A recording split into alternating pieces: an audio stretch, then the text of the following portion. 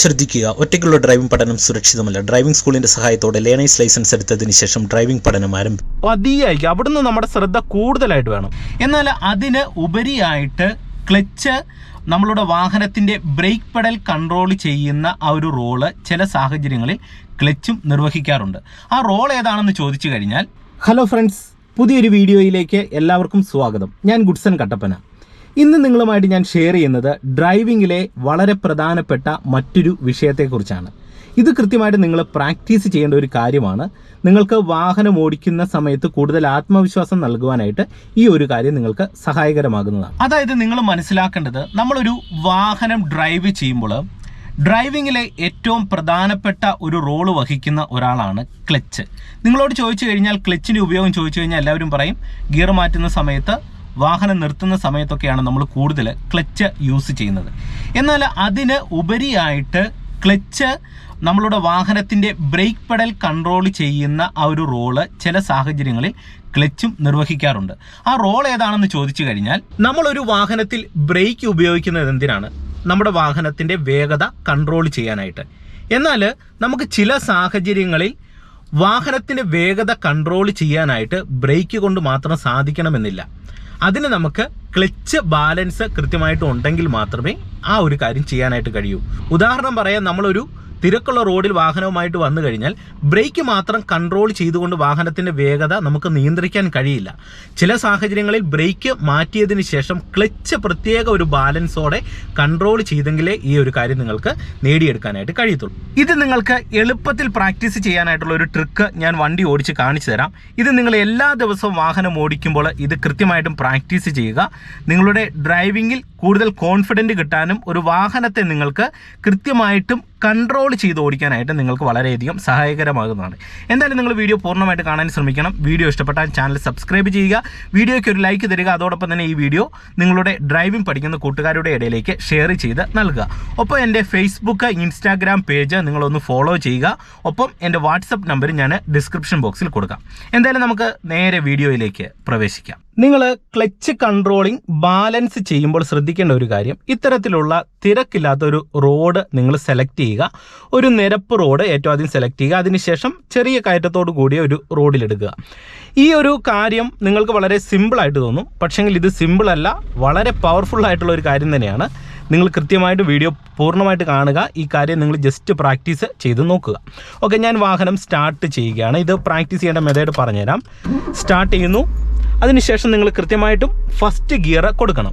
നിങ്ങൾക്ക് clutch controlling നല്ല രീതിയിൽ ബാലൻസ് ആകണമെന്നുണ്ടെങ്കിൽ നമുക്ക് ഏറ്റവും ടോർക്ക് കൂടിയ, പവർ കൂടിയ ഒരു ഗിയർ വേണം. കാരണം നമുക്ക് വെറുതെ നിർത്തിയ ഒരു വാഹനത്തെയാണ് പതുക്കെ പതുക്കെ മൂവ് ആക്കേണ്ടത്. അപ്പോൾ അതിന് വേണ്ട ഒരു പവർ എപ്പോഴും നമുക്ക് ഫസ്റ്റ് ഗിയറിലേക്ക് കൊടുക്കാൻ കഴിയത്തുള്ളൂ.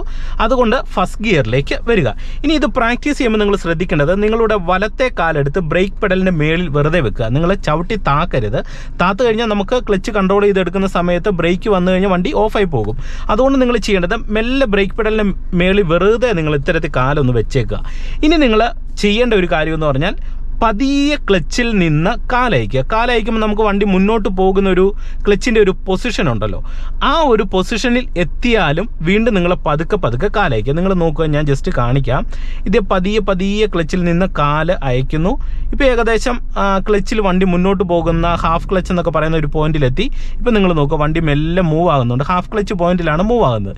ഇനി വീണ്ടും ഞാൻ ആ ഹാഫ് ക്ലച്ച് പോയിന്റിൽ നിന്ന് മെല്ലെ കാല് അയക്കുകയാണ്. അതായത് വണ്ടി റൺ ചെയ്ത് തുടങ്ങിക്കഴിഞ്ഞാൽ വീണ്ടും ആ പോയിന്റിൽ നിന്നും വീണ്ടും പതിയെ കാലയക്കുക. ദേ, അപ്പോൾ നമുക്ക് വണ്ടിയുടെ റണ്ണിങ് കൂടുന്നുണ്ട്. നിങ്ങൾ നോക്കുക, ദേ ക്ലച്ചിൽ തന്നെ വണ്ടിയുടെ റണ്ണിങ് കൂടുന്നുണ്ട്.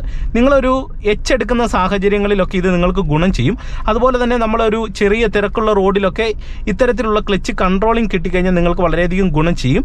നിങ്ങൾക്ക് എളുപ്പത്തിൽ ക്ലച്ച് ബാലൻസ് ചെയ്യാനായിട്ടുള്ളൊരു ട്രിക്കാണ് പറഞ്ഞു തരുന്നത്. എന്നാൽ ഒരു എക്സ്പേർട്ട് ആയിട്ടുള്ള ഡ്രൈവർ ആണെങ്കിൽ ഇതൊന്നും ചെയ്യേണ്ട കാര്യമില്ല. ക്ലച്ച് ഒന്ന് അയക്കുക, ആക്സിലേഷൻ കൊടുത്ത് വണ്ടി ഇതേ നോർമലായിട്ട് ഇങ്ങനെ എടുക്കും. പക്ഷെങ്കിൽ നിങ്ങൾ തുടക്കക്കാർക്ക് ഇത് കൺട്രോൾ ചെയ്യാൻ, വാഹനത്തിന് വേഗത കൺട്രോൾ ചെയ്യാനായിട്ട് ഇത് ചെയ്യുക. ഇപ്പോൾ ഒരു നിരപ്പ് റോഡിലായതുകൊണ്ട് നമുക്ക് എളുപ്പത്തിൽ എടുക്കാനായിട്ട് കഴിഞ്ഞു. വീണ്ടും നിങ്ങൾ നോക്കുക, ഞാനിതേ ബ്രേക്ക് പെഡലിൽ വെറുതെ കാല് വെച്ചേക്കാണ്. ഇതേ ക്ലച്ചിൽ നിന്ന് പതിയെ കാലയക്കുകയാണ്. നിങ്ങൾ നോക്കിയേ, പതിയെ കാലയച്ചു. ഇപ്പോൾ ഹാഫ് ക്ലച്ചിൻ്റെ ആ പോയിന്റ് വന്നു. ഹാഫ് ക്ലച്ചിൻ്റെ പോയിന്റിൽ വന്നതിന് ശേഷം എന്ത് ചെയ്യണം? വീണ്ടും പതിയെ അയക്കുക. അവിടുന്ന് നമ്മുടെ ശ്രദ്ധ കൂടുതലായിട്ട് വേണം. അവിടെ നമ്മൾ എന്ത് ചെയ്യണം, വീണ്ടും പതിയെ അയക്കുക. അപ്പോൾ ഇതേ വണ്ടി നിങ്ങൾ നോക്കുക, ഞാൻ ആക്സിലേഷൻ കൊടുക്കുന്നില്ല, ക്ലച്ചിൽ തന്നെ വാഹനം മുന്നോട്ട് നീങ്ങുന്നുണ്ട്. അപ്പോൾ ഈ ക്ലച്ച് കൺട്രോളിങ് നിങ്ങൾ കൃത്യമായിട്ട് പഠിക്കണം. ഇത് പഠിച്ചാലുള്ള ഒരു ഗുണം ഞാൻ നിങ്ങൾക്ക് പറഞ്ഞുതരാം. അതായത് നമ്മളൊരു ജംഗ്ഷനിൽ ചെല്ലുകയാണ്, നല്ല തിരക്കുള്ള റോഡാണ്, മുന്നിൽ നിന്ന് വണ്ടി വരുന്നുണ്ട്, നമുക്ക് ഇടത്തെ സൈഡിലേക്ക് ടേൺ എടുക്കണം, പുറകിൽ നിന്ന് വണ്ടി വരുന്നുണ്ട്. ഇത്തരത്തിലുള്ള സന്ദർഭങ്ങളിൽ നമുക്ക് മുന്നിലൊരു വാഹനം ഉണ്ടെങ്കിൽ നമുക്ക് ലെഫ്റ്റ് ടേൺ എടുക്കണമെന്ന് നിങ്ങൾ ചിന്തിക്കുക. ഈ ഒരു സമയത്ത് നമ്മൾ മെല്ലെ ഇത്തരത്തിൽ ബ്രേക്ക് പെഡലെ കാലൊന്ന് വെച്ചിട്ട്, ഒരു നിരപ്പ് റോഡാണെങ്കിൽ പതിയെ ക്ലച്ചിൽ നിന്ന് കാലയക്കുമ്പോൾ തന്നെ ഇതേ ഹാഫ് ക്ലച്ച് വന്നിട്ട് മെല്ലെ ആ ഒരു ഹാഫ് ക്ലച്ച് പോയിന്റിൽ നിന്ന് പതുക്കെ കാലയക്കുമ്പോൾ നമുക്ക് വണ്ടി ഇതേ ഇങ്ങനെ പതിയെ മൂവ് ആക്കാം. അതോടൊപ്പം തന്നെ നമുക്കൊരു ടേണ്, ഒരു നിരപ്പ് റോഡിലുള്ള ടേണുകളാണെങ്കിൽ നമുക്കെടുക്കാം. ഈ ഒരു സമയത്ത് നമുക്ക് വണ്ടി ജസ്റ്റ് ഒന്ന് നിർത്തണമെന്നുണ്ടെങ്കിലും വളരെ സിമ്പിളാണ്.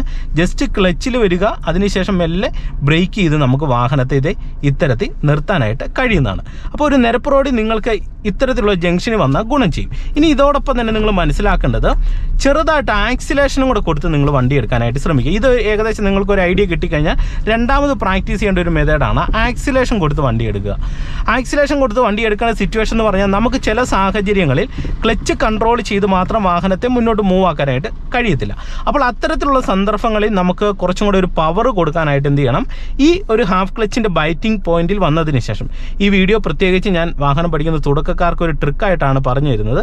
എക്സ്പേർട്ട് ആയിട്ടുള്ള ഡ്രൈവേഴ്സ് ഈ വീഡിയോ കാണുന്നുണ്ടെങ്കിൽ, നമ്മളൊക്കെ നോർമലായിട്ട് എടുക്കുന്ന ഒരു മെത്തേഡ് എന്ന് പറഞ്ഞാൽ ക്ലച്ച് നയിച്ച് ഒപ്പം ആക്സിലേഷൻ കൊടുത്ത് പെട്ടെന്നാണ് എടുക്കുന്നത്. പക്ഷേ തുടക്കക്കാരെ സംബന്ധിച്ച് അവർക്ക് എളുപ്പത്തിൽ പ്രാക്ടീസ് ചെയ്യാനായിട്ടുള്ള ഒരു മെത്തേഡാണ് ഞാൻ പറയുന്നത്. ഓക്കെ, ഞാനിത് വീണ്ടും ക്ലച്ചേന്ന് ഇതേ പതിയെ കാലയക്കാണ്, ആക്സിലേഷൻ കൊടുക്കുന്നില്ല. നിങ്ങൾ നോക്കുക, ക്ലച്ചേന്ന് പതിയെ കാലയക്കുന്നു, ഇപ്പോൾ ബൈറ്റിംഗ് പോയിന്റിലെത്തി. അതിനുശേഷം വീണ്ടും പതുക്കെ അയച്ചപ്പോൾ വണ്ടി നീങ്ങി.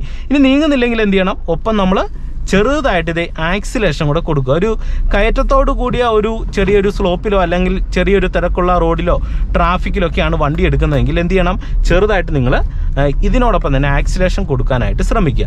നിങ്ങൾക്ക് ചിലപ്പോൾ ഈ ഒരു വീഡിയോ കാണുമ്പോൾ വളരെ സിമ്പിളായിട്ട് തോന്നും, ഇതിലെന്താണ് കാര്യമെന്ന് തോന്നും. പക്ഷെങ്കിൽ നിങ്ങളൊരു ട്രാഫിക്കിൽ അല്ലെങ്കിൽ ഒരു തിരക്കുള്ള റോഡിൽ ചെന്ന് പെട്ടുപോയി കഴിഞ്ഞാൽ നമുക്ക് ക്ലച്ച് ബാലൻസ് കൃത്യമായിട്ടില്ലെങ്കിൽ നമുക്കൊരു കാരണവശാലും രക്ഷപ്പെടാൻ പറ്റത്തില്ല. അത് ക്ലച്ച് ബാലൻസ് മാത്രമല്ല, ഒപ്പം നമുക്ക് ആക്സിലേഷനും കൺട്രോൾ ചെയ്ത്, അതായത് ഒരു കയറ്റത്തോടു കൂടിയ റോഡിലാണെങ്കിൽ നമുക്ക് ആക്സിലേഷനും കൂടെ കൊടുത്ത് വാഹനത്തെ മൂവ് ആക്കാനായിട്ട് കഴിഞ്ഞില്ലെങ്കിൽ നമുക്കവിടെ വാഹനം മുന്നോട്ടെടുത്ത് പോകാനായിട്ട് കഴിയത്തില്ല.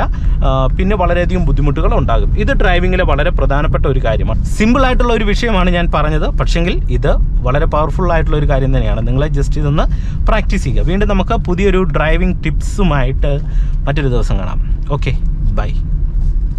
ശ്രദ്ധിക്കുക, ഒറ്റയ്ക്കുള്ള ഡ്രൈവിംഗ് പഠനം സുരക്ഷിതമല്ല. ഡ്രൈവിംഗ് സ്കൂളിന്റെ സഹായത്തോടെ ലേണേഴ്സ് ലൈസൻസ് എടുത്തതിന് ശേഷം ഡ്രൈവിംഗ് പഠനം ആരംഭിക്കും.